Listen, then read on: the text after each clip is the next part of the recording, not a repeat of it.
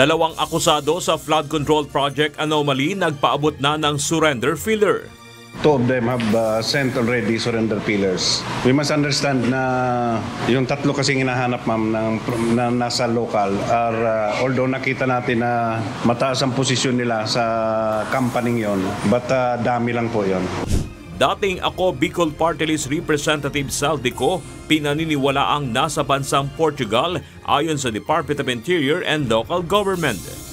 Zaldico is believed to be in Europe, suspected to be in Portugal.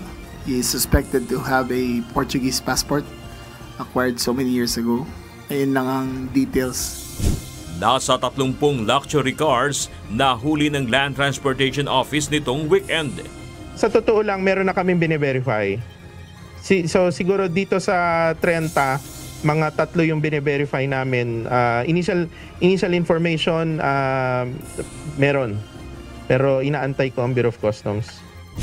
Cavite 4th District Representative Kiko Barsaga pinatawan ng 60-day suspension ng Kamara. Consequently, the committee finds respondent Representative Kiko Barsaga of the 4th District of Cavite guilty of disorderly behavior by violating Section 141A Rule 20 of the Rules of House of Representatives, 4C of RA 6713, or the Code of Conduct and Ethical Standards for Public Officials and Employees. I wholeheartedly accept the decision of the committee, but I maintain my stance that President Marcos must be held accountable for his crimes. Too many people have died and too much money was plundered from the Filipino people for us to stand down now. 72 Pilipinong biktima ng sunog sa Hong Kong, accounted na.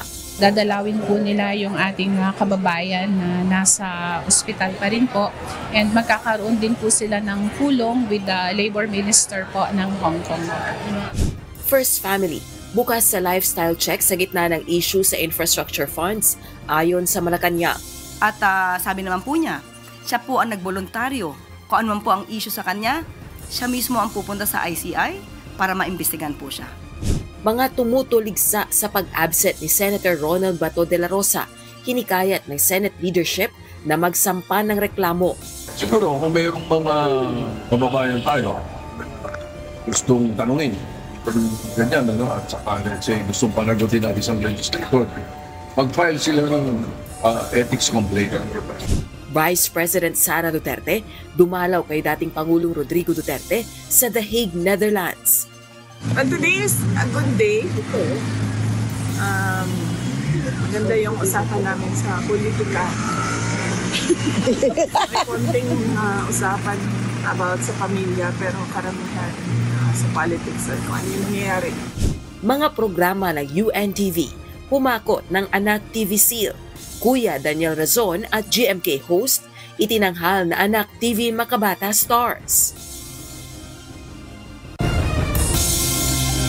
Dating Public Works and Highway Secretary Rogelio Singson nagbitiw sa Independent Commission for Infrastructure. I would like to first announce the resignation of Secretary Babe Singson or Commissioner Singson effective December 15, 2025, but could be extended to December 31.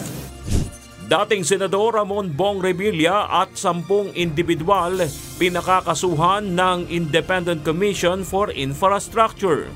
The affidavits given by, I think, Mr. Bernardo and the testimonies given also. But I won't divulge any other. I see sincerity on this part. Then no comment already. Posibleng naging problema kaya lumala ang mga pagbaha, tinukoy ni Public Works and Highway Secretary Vince Dizon. Ang nangyayari kasi is walang coordinated na effort, no? Ang mga LGU, ang national government, ang MMDA, ang private sector, kanya-kanya ang tirada, no? Kanya-kanya ang ginagawa. Land Transportation Franchising and Regulatory Board may nais matiyak bago aksyonan ang mga petisyon para sa panibagong pagtaas pasahe. Hindi gaya ng dati, masakit lang, no? Kailangan may makita ang ating manakay na kagandahan naman sa serbisyo. Kawalan ng sapat na kapangyarihan at pondo, ilan pa sa mga dahilan ng pagbibitiw ni dating Public Works and Highway Secretary Rogelio Babe Singson bilang Commissioner ng Independent Commission for Infrastructure. Kumbaga, o lumabag ka sa gera, solve mo yung problema, hindi ka naman binigyan ng armas. Presidential son at House Majority Leader Representative Sandro Marcos humarap sa ICI at humiling ng executive session. And I will just repeat my statement that it's pure fabrication and pure lies.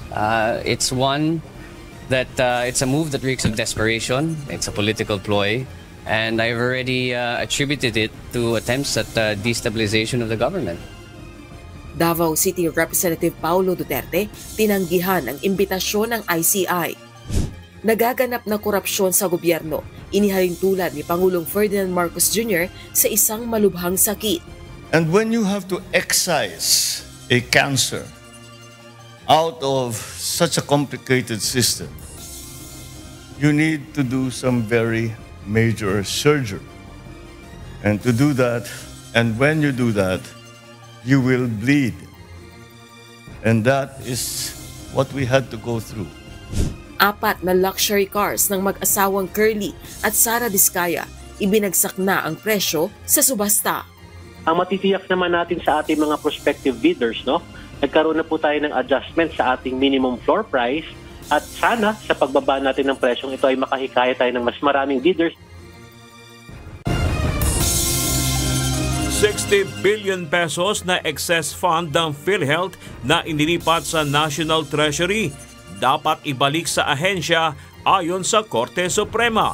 The Supreme Court was unanimous when they ordered the return of the 60 billion pesos funds of PhilHealth transferred to the National Treasury, and they were also unanimous in permanently prohibiting the transfer of the remaining 29.9 billion pesos fund balance.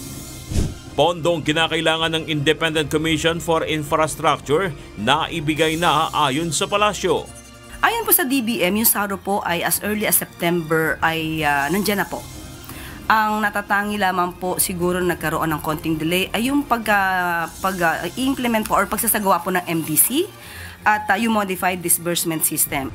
Sara Diskaya at 8 DPWH official sinampahan ng kaso ng Ombudsman kaugnay ng ghost project sa Davao Occidental.